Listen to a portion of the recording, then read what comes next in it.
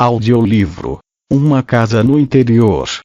Dedicatória a Teruko Oda, que me iniciou no Haikai, e aos companheiros do Grêmio Caminho das Águas. Ao leitor. Você sabe o que é Haikai? É a menor forma poética do mundo. Apenas 3 linhas. Se você deve estar imaginando que o Haikai nasceu no Japão, porque os japoneses costumam fazer miniaturas de tudo, até de poesia, acertou. O Haikai não tem rima. Sua beleza está na cena que o leitor imagina ao ler os versos. O Haikai, do jeito como é feito no Japão, traz sempre uma palavra que lembra a natureza. Um bicho, uma flor, a estação do ano. No início de cada história deste livro há um Haikai para você ler e apreciar, porque as histórias deste livro falam de bichos e coisas da natureza. Boa leitura, amiguinho. A autora. Sinto em minha face o vento de primavera, cheirosas promessas. Dedico a meus netinhos e netinhas alguns acontecimentos curiosos que aconteceram comigo e com suas mamães, quando elas eram pequeninas. Boa leitura. Uma cidade no oeste paulista. Flor de laranjeira. Exótica moradia. De gordos besouros. A família mudou-se para o interior para ir morar em uma casa. Mamãe achava muito importante ter o que ela chamava qualidade de vida. Muito espaço, ar puro e contato com a natureza. Camila, de 9 anos, e Carolina, de 6, estavam animadas porque, morando em uma casa, poderiam ter um cachorro e também bicicletas. Ao mesmo tempo estavam tristes por deixarem de ver seus atuais amigos. A cidade escolhida foi Bebedouro, que na época era conhecida como Cidade da Laranja. Dizia-se que a laranja era o ouro do oeste paulista e que, nos anos de boa safra, a cidade ficava coberta de dólares. A mudança aconteceu em novembro, coincidindo com a florada dos laranjais. Já na estrada o forte perfume de flores de laranjeira surpreendia o viajante. A cada lado da estrada os pomares cobertos de flores brancas encantavam os olhos. E nas flores, embora não pudessem ver ao longe, havia besouros. Milhares e milhares deles. Os besouros carregam o pólen de flor em seu voo em busca de alimento, e multiplicam-se as flores em insetos. Uma multidão de besourinhos, alimentados pelo néctar das flores de laranjeiras, espalhavam-se por toda parte. Meses depois, milhares de frutos dourados enfeitavam os pomares. As meninas só perceberam os besouros ao chegar à cidade. Eles estavam por toda parte, no chão, no ar, voando, andando, penetrando nas casas, nos carros estacionados e nas roupas. A invasão dos besouros durava poucas semanas. As telas nas janelas e portas mantinham os bichinhos do lado de fora à noite. Durante o dia era inevitável que entrassem entre um abrir e fechar de porta e outro. E para falar a verdade, a porta ficava aberta há muito tempo, porque as crianças esqueciam de fechá-la. Até mamãe esquecia-se.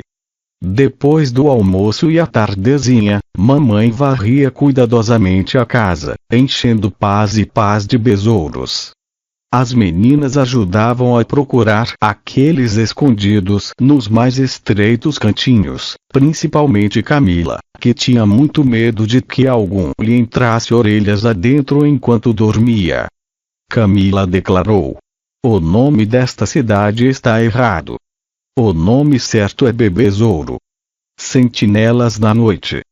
É noite estrelada. Na imensidão sem luar pio de coruja." De manhã cedo Carolina abriu a janela e viu pousada no muro a corujinha. Cutucou a irmã. Camila, espia. A corujinha estava imóvel, gorducha e quieta, os enormes olhos amarelos observando as meninas. Eu pensei que as corujas só aparecessem à noite. É noite. É de manhã. Pelo meu sono é noite. Eu estou até sonhando que uma coruja está olhando para mim. De repente, a coruja deu um pio agudo e voou. Todas as manhãs a corujinha estava lá, empoleirada no muro. E desaparecia quando o sol se erguia. Algumas vezes as meninas a surpreendiam de madrugada, ou escutavam seus pios. Bom dia, corujinha, dizia Carolina, abrindo a janela. Algumas quadras à frente, havia um caminho de terra rodeando um laranjal. As meninas costumavam passear de bicicleta por ali ao entardecer. Certa vez deixaram-se ficar até mais tarde, e Camila viu uma silhueta em um galho alto de uma laranjeira. Parou. Carolina, olhe, parece uma coruja. É uma coruja. As meninas apoiaram as bicicletas na cerca e ficaram olhando cuidadosamente, procurando por outros pássaros, quando um pio aflito soou perto dela. No chão, uma corujinha começou a gritar e a bater desesperadamente as asas. A coruja na laranjeira também gritou e voou para perto da companheira. Olhe ali, uma toca, apontou Camila. Um buraco redondo abria-se na encosta, logo atrás da corujinha.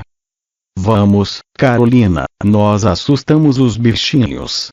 Aquela toca no chão deve ser o ninho delas. Então as corujas não fazem ninhos nas árvores, como os outros pássaros. Eu não sei, não entendo nada de corujas.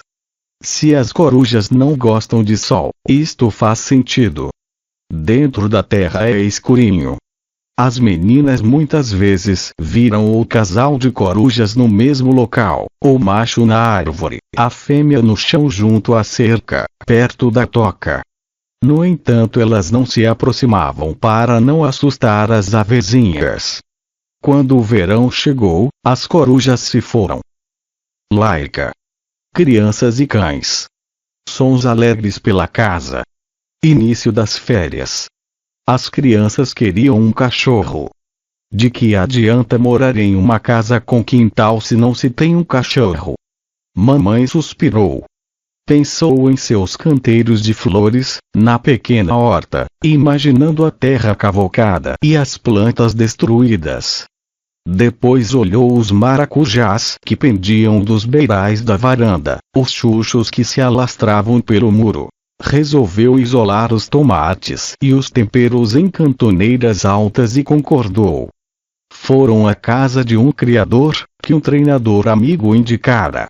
Uma pastora alemã rodeada por uma ninhada de 8 cachorrinhos estava no canil. Os cachorrinhos eram tão pequenos que mais pareciam macias bolas de pelo. Era inacreditável que crescessem tanto e se transformassem em enormes cães de guarda. Aquele ali, apontou Camila. Não, aquele, interrompeu Carolina. Foi um gesto cômico porque ambas apontaram o mesmo cachorrinho. Aliás, cachorrinha, que o criador pegou com cuidado e colocou entre as meninas, no chão. A cadelinha bocejou e curvou a língua rosa e longa. Que fofa! Que hilária!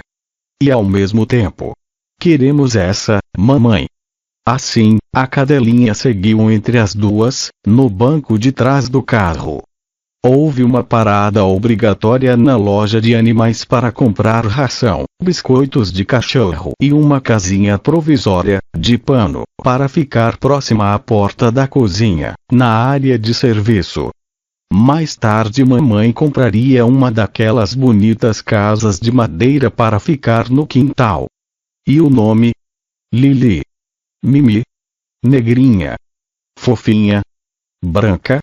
Escolher um nome era muito complicado. Críticas e gozações detonaram escolha após escolha. Finalmente as meninas perguntaram a opinião da mãe. Antes de o homem chegar à lua, explicou mamãe, enviou ao espaço uma cadela de nome Laica. As meninas gostaram.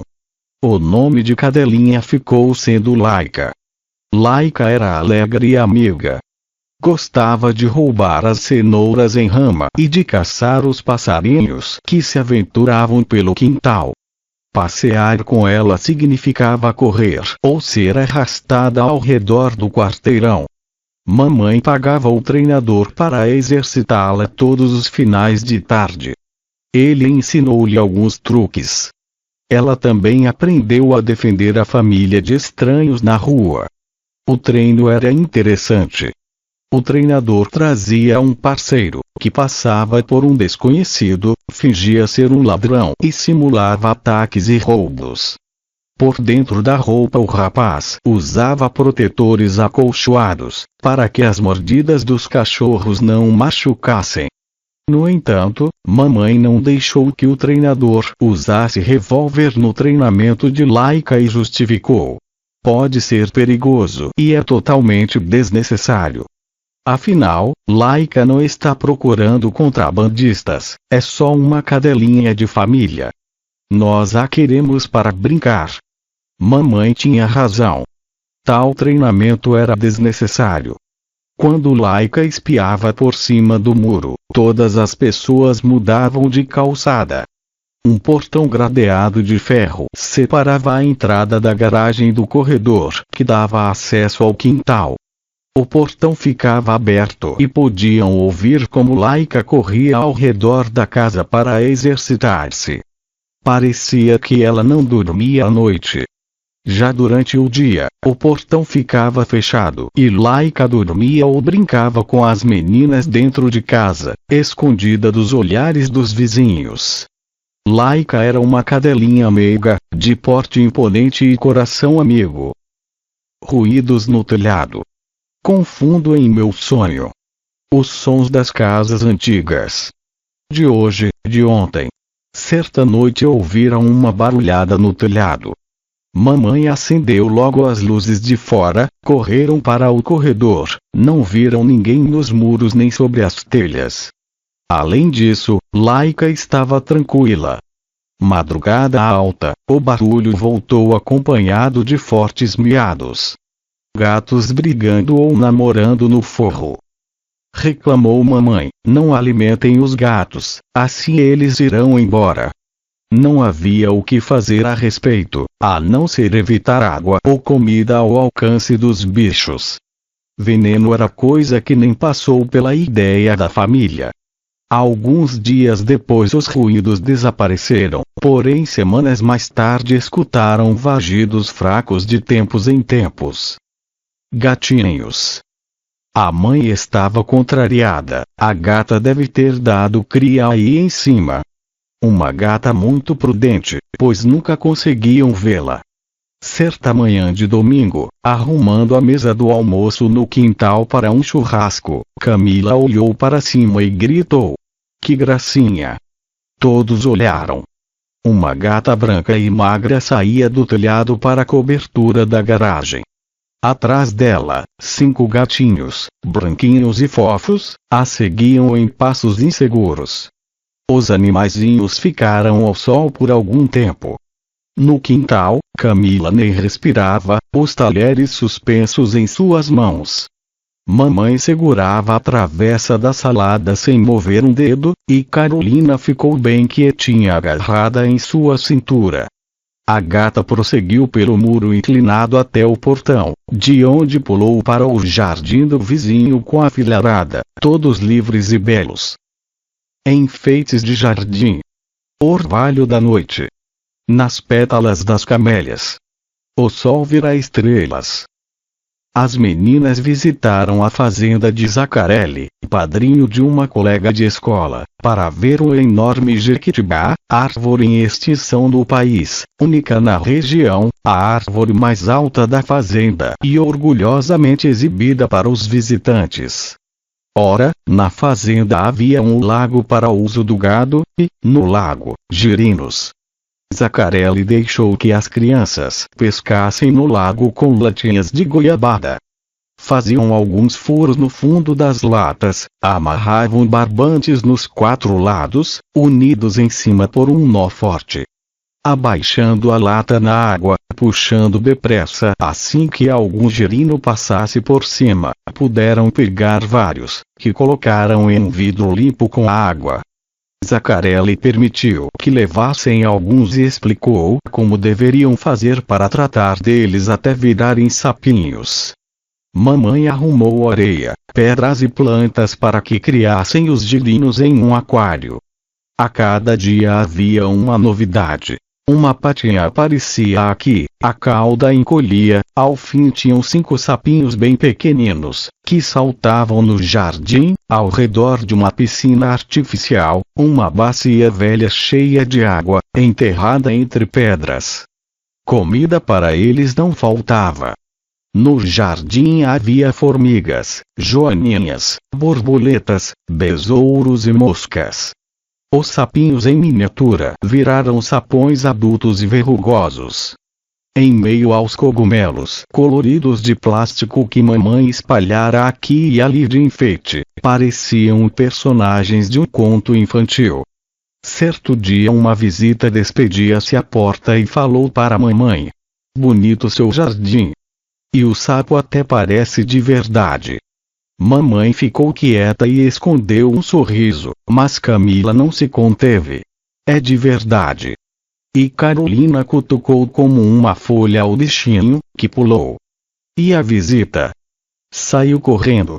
Hóspedes inesperados. Biquinhos de lacre. A saltitar no jardim. Visão musical. À entrada da casa, havia um pinheirinho, que dava ao jardim um ar festivo durante o ano todo. Era como se fosse Natal dia após dia. Na primavera de 1992, 2 acontecimentos curiosos tiveram o pinheirinho como palco. Primeiro, um casal de passarinhos, pequenos, pretos, barulhentos, começou a circular por ali. Ficavam em cima do muro, olhavam para um lado e para o outro, e quando achavam que ninguém estava olhando, mergulhavam em direção ao pinheiro. Camila foi quem primeiro notou que eles traziam gravetos ou fiapos no bico, e ficavam inquietos quando alguém estava à vista. A família espiava por trás das cortinas da sala para enganá-los. "Estão construindo um ninho", explicou mamãe. 2 semanas mais tarde, podia-se ouvir os filhotes, e os pais revezavam-se trazendo agora nos bicos insetos diversos. Era um vai e vem frenético, os filhotes pediam comida em agudos pios o tempo todo. As meninas espiavam pelos vãos da janela, quietinhas, e não se aproximavam do pinheiro, para que os passarinhos voltassem no próximo ano. Mamãe havia dito que, se perturbassem os pássaros, na próxima primavera eles buscariam um outro lugar para o próximo ninho. Os passarinhos voltaram para elas nos próximos anos. Quando os filhotes começaram a voar, foi uma alegria só. Eles caíam, os pais choravam, as crianças ficavam na torcida até que eles alçassem voo outra vez. Iam de uma pedra a outra, de um arbusto a outro, até o muro. Um belo dia voaram para longe e partiram. Era a época das migrações. Bem alto no céu, centenas de andorinhas circulavam de forma a escurecer o céu. A gente olhava para cima, esperando ver uma nuvem, e lá estava o belo espetáculo das andorinhas em voo. Um belo dia partiram todas, e o céu ficou vazio e monótono.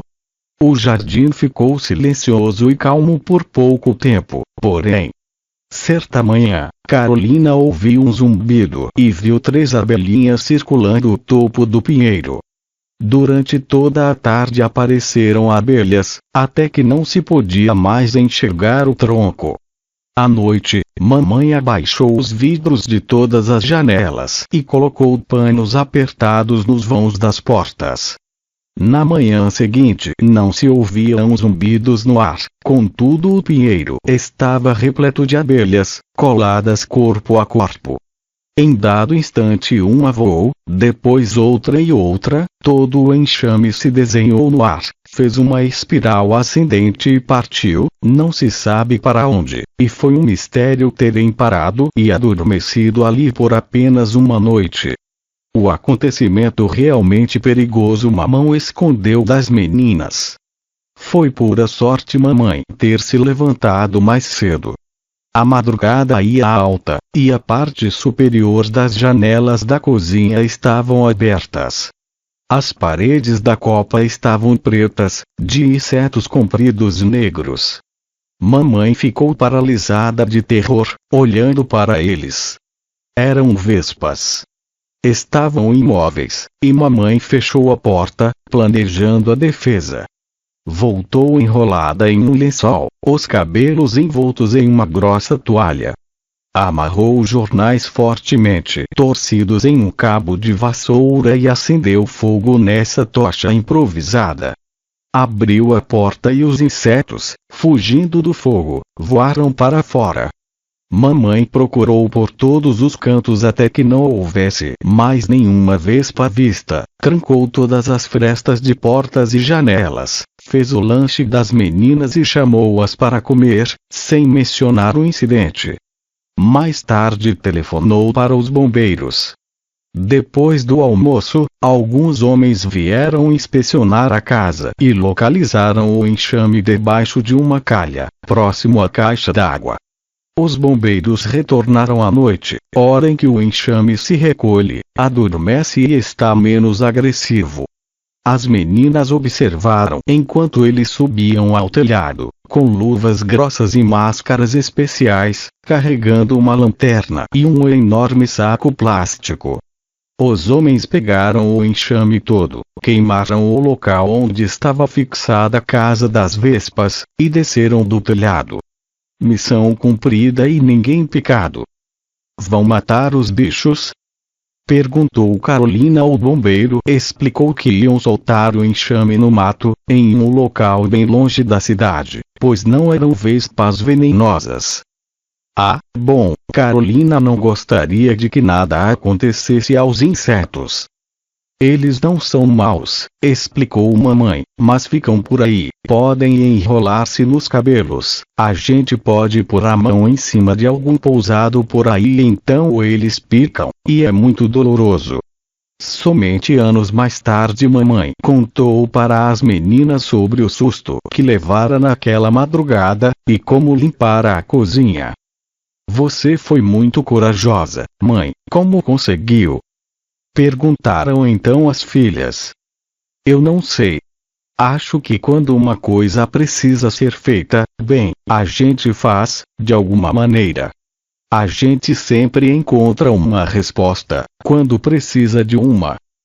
Bem, eu gostaria que isso funcionasse nas minhas provas de matemática, retrucou Camila. As respostas certas nunca aparecem quando eu preciso de uma.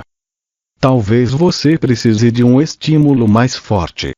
Leve algumas vespas para soltar em classe, sugeriu Carolina, sempre bem-humorada. Passos no forro. Estala a madeira. Em minha imaginação. Escuto fantasmas. Atrás da casa havia uma edícula. Ali a família organizara a lavanderia e um quarto de brinquedos. Na parede uma lousa, prateleiras para os jogos, uma estante para livros. Uma mesinha, cadeirinhas e espaço bastante para as bicicletas, os patins, bolas etc. As meninas começaram a ouvir passinhos e guinchos lá no alto. Mamãe armou uma ratoeira. Nada.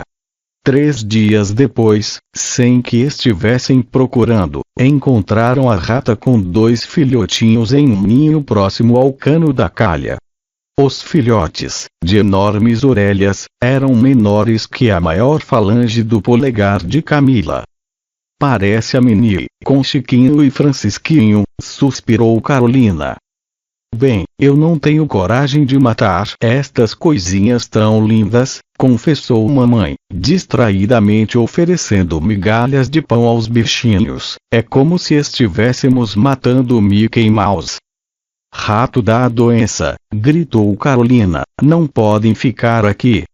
Os 3 camundongos foram trancados em uma caixa de sapato e mamãe falou: "Vamos dar um passeio e soltar os bichinhos no campo."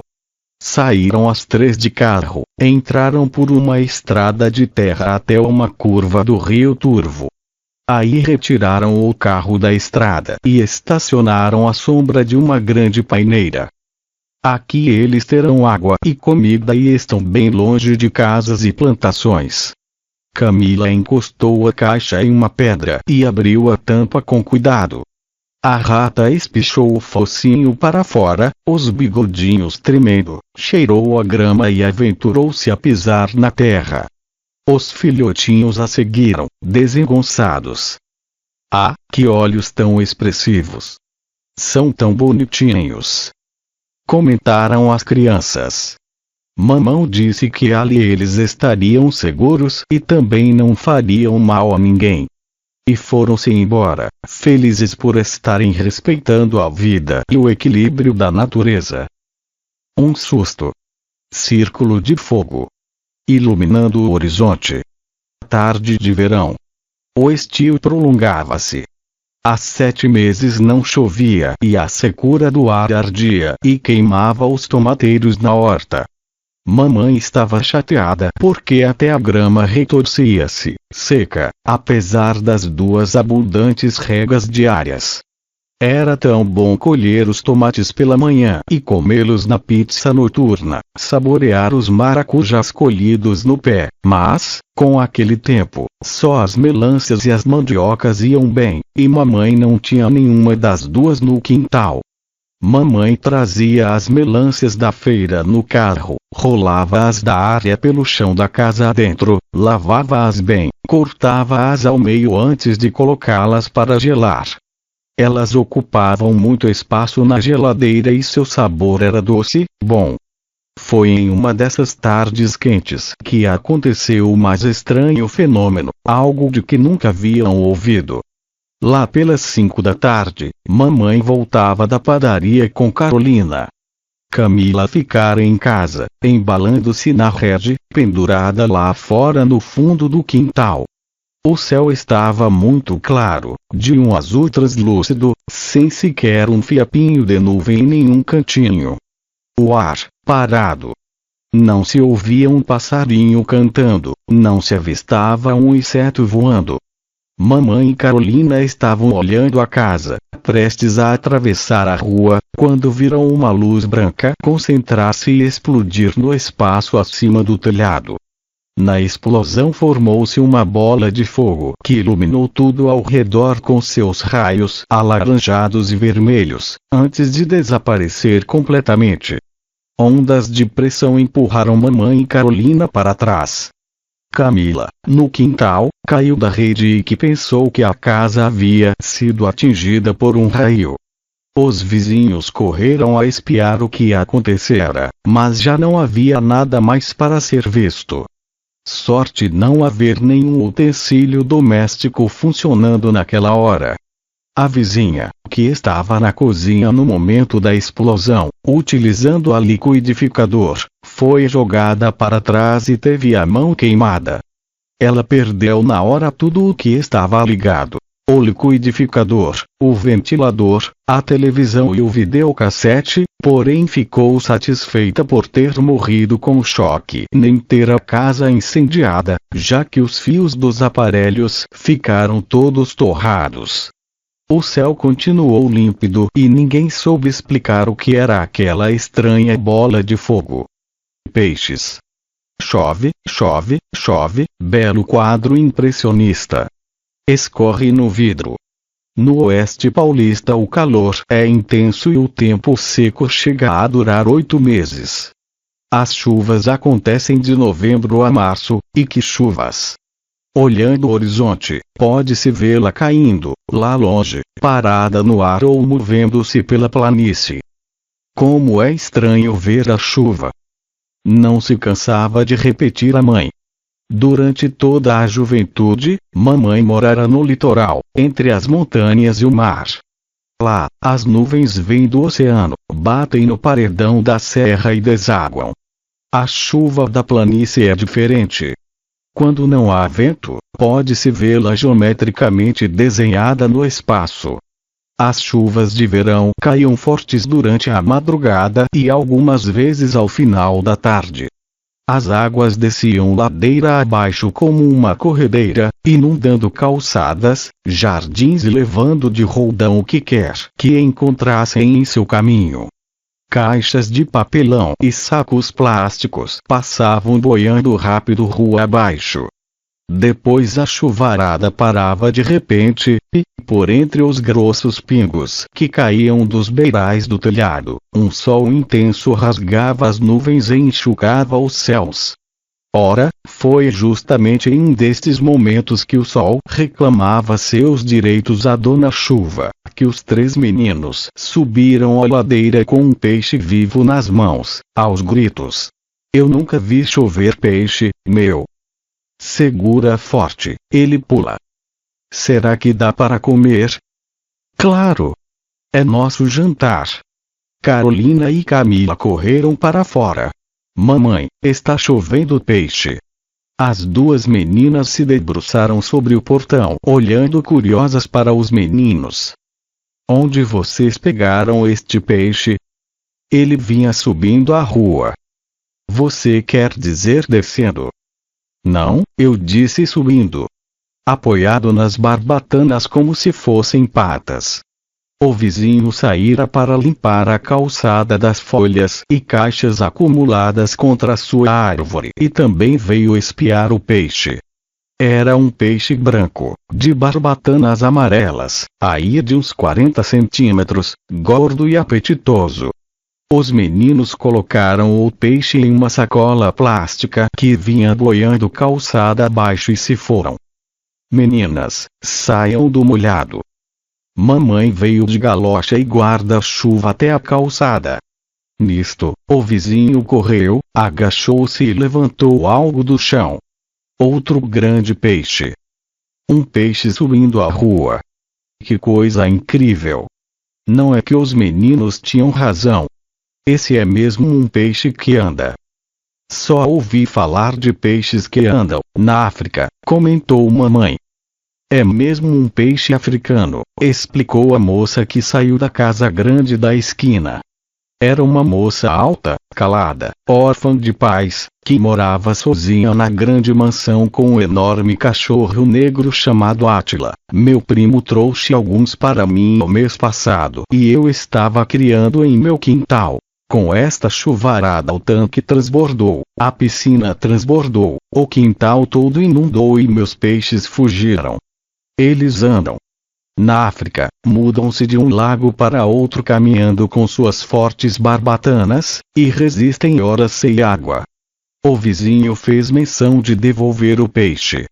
A moça dispensou-o com um gesto. Fique com ele. Assado na brasa com manteiga é muito gostoso. Enquanto a moça se afastava, as meninas seguravam a vontade de pedir um peixe para elas também.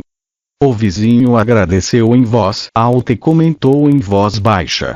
Chama o cachorro de Átila. Cria peixe africano no quintal. Que esquisitice. Sei não, vendaval. Rodopiando as nuvens. Ventos pincelam nos céus. Amanhã de outono. Corria um mês de maio, uma sucessão de dias ensolarados, secos e ainda bastante quentes. O ar rachava peles e lábios, além de provocar sangramentos nos narizes mais sensíveis. Era preciso passar creme no corpo todo e manteiga de cacau nos lábios com frequência. Carolina e Camila gostavam de cuidar da beleza e brincar de mocinha sem levar bronca da mãe. Mamãe não deixava que elas pintassem as unhas, nem que usassem batom colorido nos lábios como faziam outras meninas, exceção feita para os dias de carnaval. Mamãe colocava bacias com água nos quartos, para manter a umidade dentro de casa. Nas estradas, peões botavam fogo no capim seco, e no campo, para os lados de pitangueiras, os donos de terra incendiavam os canaviais, para facilitar o corte da cana, porque era mais barato que comprar a máquina para fazer o serviço. Os incêndios pioravam o problema do clima. Certa tarde, voltando de Pirangi, onde tinham ido tomar sorvete artesanal, viram uma mancha negra aparecer no horizonte. Mamãe a percebeu pelo retrovisor, rodeada por um halo esverdeado que cintilou rápido e desapareceu. Mamãe não gostou do que viu. O que é aquilo lá atrás, meninas? As garotas olharam. O céu ficara negro no horizonte e o negrume espalhava-se de leste a oeste em pinceladas rápidas. A seguir avançou rapidamente para o sul, cobrindo uma área cada vez maior do céu. Mamãe acelerou o carro. O vento assobiou agudo, trazendo folhas e areia aos rodópios, fazendo o carro estremecer. Não quero estar na estrada quando isto chegar, e mamãe tornou a acelerar, um pouco mais. As nuvens estão longe, começou a falar Carolina, mas não terminou de formular seu pensamento. Gigantescos blocos negros rolavam uns sobre os outros, bem alto nos céus, enrodilhando-se entre si com um roncar grave e profundo. Estou entendendo porque os vikings comparavam as nuvens com cavalos galopando os céus, comentou Camila, que andava a ler mitologia. As valquírias furiosas estão guerreando lá por cima. Carolina suspirou. Que bonito. Nós chegaremos antes delas, não é, mamãe? Mamãe saiu da estrada e entrou em um estacionamento de um grande shopping.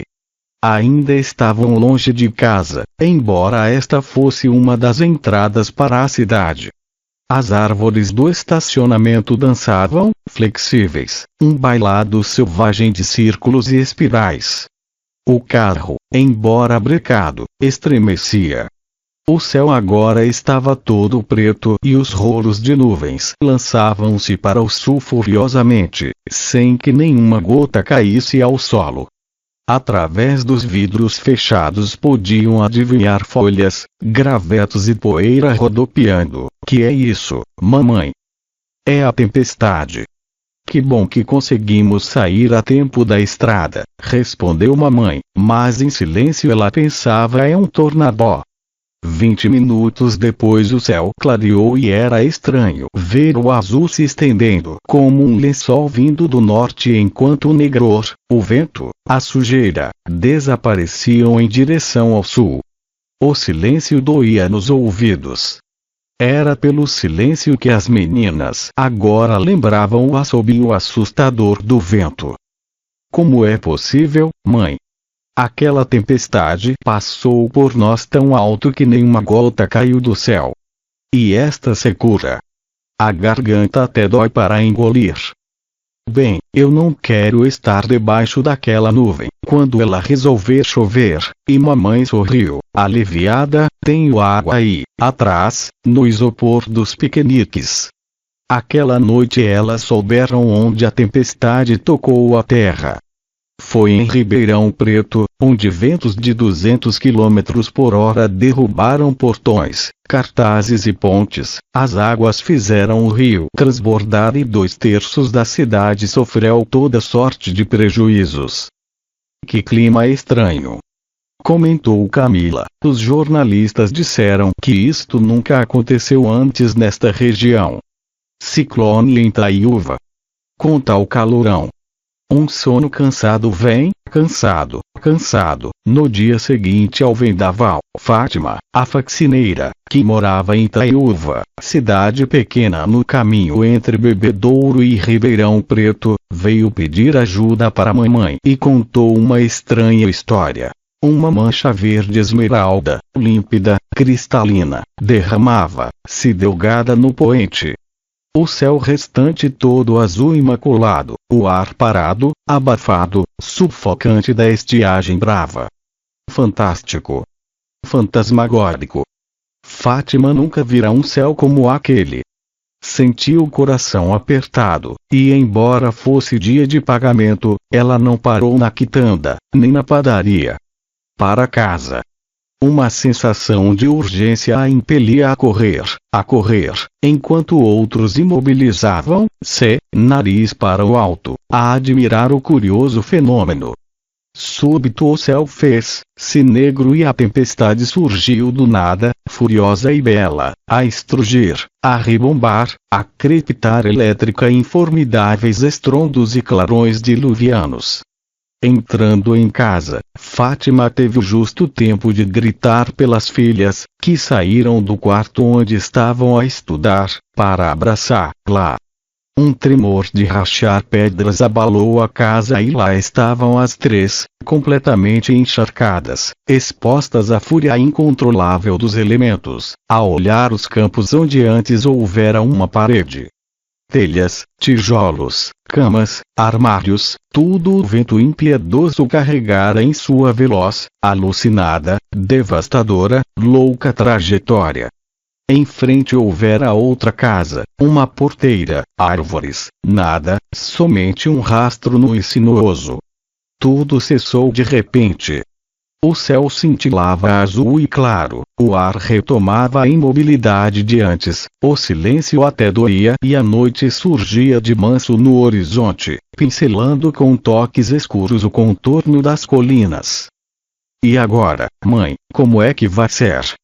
Fátima lembrou-se que todas as suas economias, mais o salário do mês, estavam na gaveta da cômoda. Mamãe guardou na edícula as coisas que Fátima conseguira salvar até que ela se reorganizasse.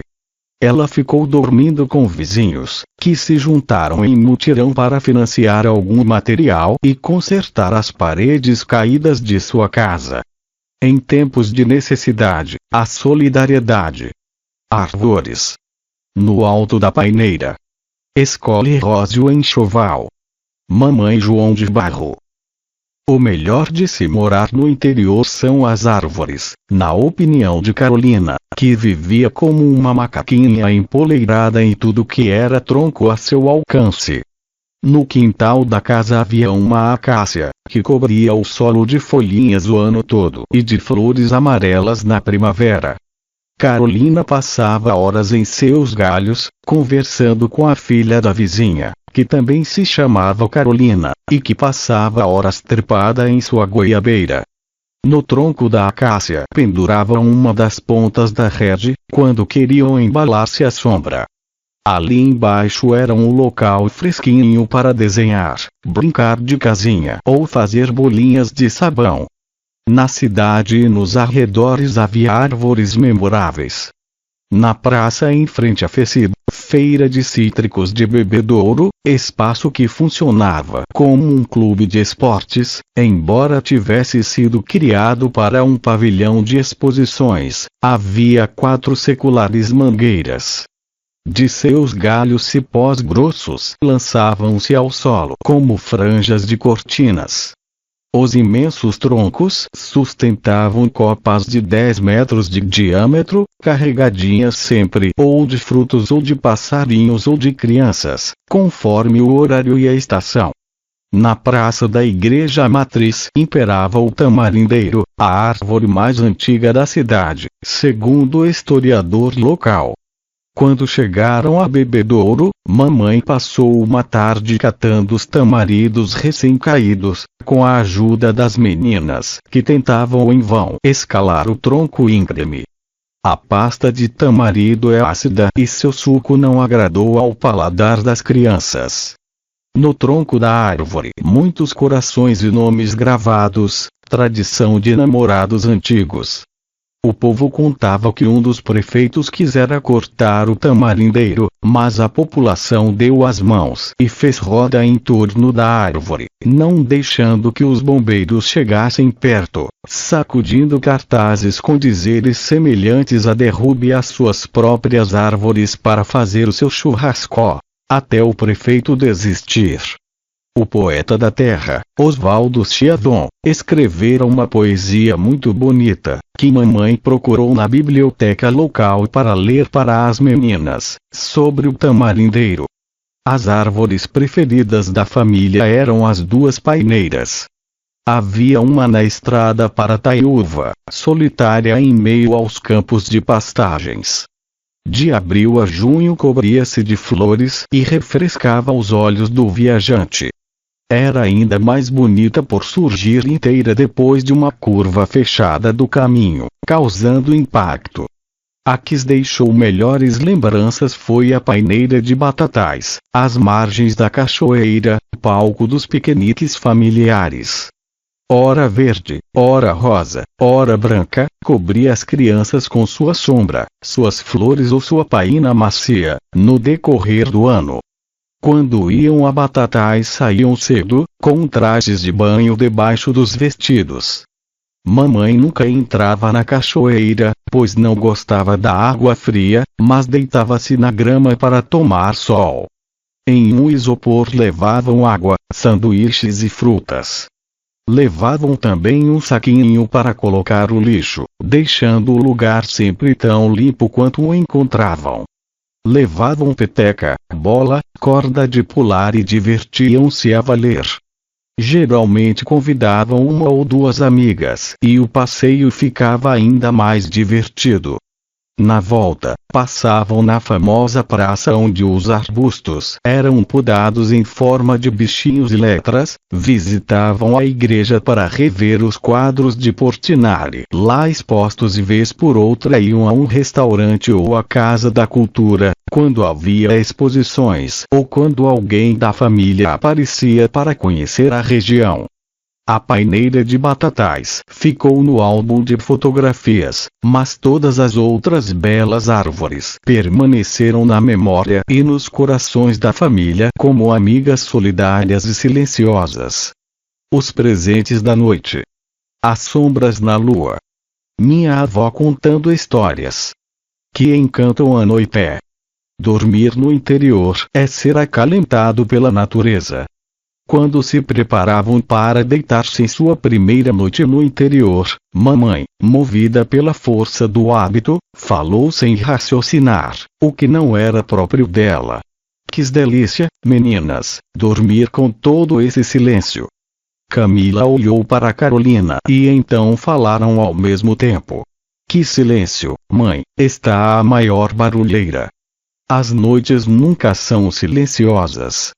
Há os sapos, as cobras, as corujas e muitos outros bichos que contribuem com seu timbre para incrementar a sinfonia noturna. Nas noites de ventos as folhas participam com seu farfalhar e quando chove é que o soninho fica mais gostoso. Não sei de coisa melhor do que dormir com chuva. Para a avó, acostumada na cidade, os sons da noite eram pura tortura. Ela sentia-se ameaçada pela natureza. Camila ria. Não há nenhuma onça lá fora, vó, são só os sapos. E o grilo? Grilo? Curioso que um grilo aparecia sempre que a avó aparecia de visita, grudava bem embaixo de sua janela, ficava noites seguidas no mesmo lugar a estrilar comprido, e desaparecia quando a avó ia embora. Carolina piscava o olho, sapeca. Venha sempre, vovó. Quando você vem, tem grilo na janela e eu adoro a música do grilo. Com grilo ou sem grilo, o céu noturno oferecia um espetáculo à parte. Longe dos grandes centros, longe dos holofotes e da excessiva iluminação artificial, ainda se pode apreciar a noite plena em todo o seu esplendor, com seu negrume aconchegante ou com sua claridade romântica. As noites contemplativas semeavam paz em suas almas, acompanhadas de pipocas e histórias de fadas, sacis, deuses gregos e gnomos. Toda uma multidão de seres mágicos saltavam da imaginação e povoavam a casinha acolhedora. Sentavam-se todas na varanda ou na soleira da porta da cozinha. Mamãe então apagava as luzes e aquela beleza única lhes pertencia, aquele luar de prata e todas aquelas estrelas. E todas aquelas histórias. Fim. Obrigado por assistir. Se inscreva no canal. Se inscreva no canal.